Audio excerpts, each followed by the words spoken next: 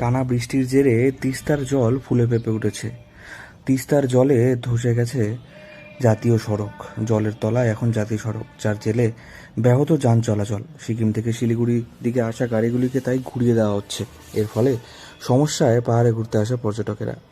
প্রসঙ্গত, টানা বৃষ্টির জেরে হরপাবানে সম্পূর্ণভাবে ক্ষতিগ্রস্ত সিকিম এবং বাংলা যোগাযোগকারী 10 নম্বর জাতীয় সড়ক।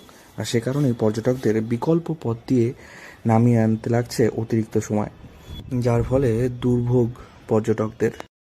इधर सिक्किम गए थे, घूमने के लिए आए इधर। कौन कौन आए थे आप? मैं और मेरा फैमिली था। तो वहाँ पे क्या परिस्थिति है और कैसे लौटे? क्या अभी तो सही है सब, लेकिन आने में बहुत दिक्कत होती है। जाते हुए 4 घंटा लगा, आने में हमको करीबन 8 घंटा लग गया। मतलब वहाँ पे परिस्थिति कैसा है? जगह जगह लैंडस्लाइड हुआ है?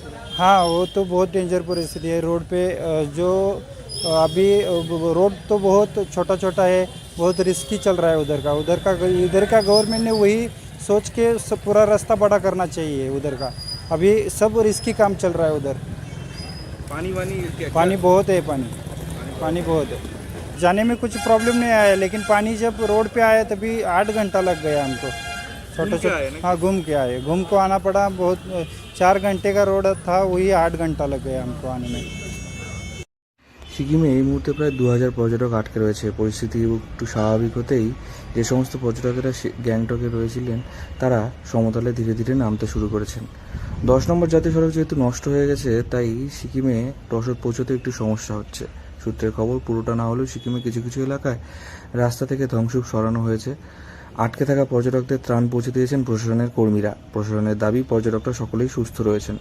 তবে গ্যাংটক থেকে পেডং, আলগারা, লাভা, গরুবাথান, ডামডিম, সেবক হয়ে আসা যাওয়া করা হচ্ছে শিলিগুড়িতে। এছাড়াও গ্যাংটক থেকে রানীপুল, চিংতাম, রংপো, নামথাং, নামচি, জোরথাং, সিংলা হয়েও আরেকটি রোড রয়েছে। ওটা একটা খুব হাই লেভেলে পৌঁছে গেছে, যে নদীর ফ্লো আছে সেটা নিয়ে আমরা তো যে খুব কাছাকাছি যে ঘরগুলো আছে এখানেই হোক বা মাল্লিতে হোক, আমরা ওগুলো ইভ্যাকুয়েট করে সেফ প্লেসে পাবলিকে করে দিয়েছি। অ্যাজ ফার এজ যে রিস্টোরেশন অফ আবার রোডস আছে কিংবা বাদ বাকি যে নর্মাল লাইফ আছে, ওটা একটু সময় লাগবে। ওটা সাবজেক্ট টু, আমি এটা বলতে পারি কি বৃষ্টিটা যত তাড়াতাড়ি বৃষ্টিটা যত তাড়াতাড়ি নামবে তত তাড়াতাড়ি জিনিসটা সামান্য হয়ে যাবে। তো একটু সময় সাপেক্ষ ব্যাপার আছে ট্রাফিক কনসালটেশনেই। তো যেটা হয়েছে কি, আমাদের যে NH10 আছে ওটা দিয়ে আমরা স্মল ভেহিকলগুলো নিচ্ছি, ঠিক আছে। বাট যে ট্রাক আর যে বাস, যে বড়ো গাড়িগুলো আছে, ওটা লাভা, লোলেগাঁও হয়ে ওই আপনার ওই ওদিক দিয়ে ওঠে আর ওদিকে ডাইরেক্ট গ্যাংটক চলে যাচ্ছে।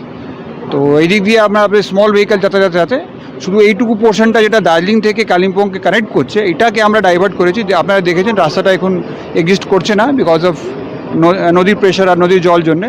তো ওটা সেফটি প্রিকশন হিসাবেই থাকবে আর এখন ডাইভার্সন চলবে আগামী কয়েকদিন, যতক্ষণ সিচুয়েশন নর্মাল না হয়। Thank you.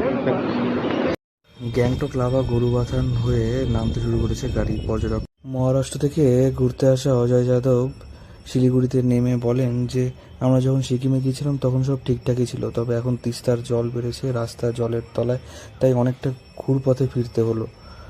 4 ঘন্টার জায়গায় 8 ঘন্টা সময় লাগলো নামতে। শিলিগুড়ি থেকে অনির্বাণ রায় রিপোর্ট, লোকাল 18 বাংলা।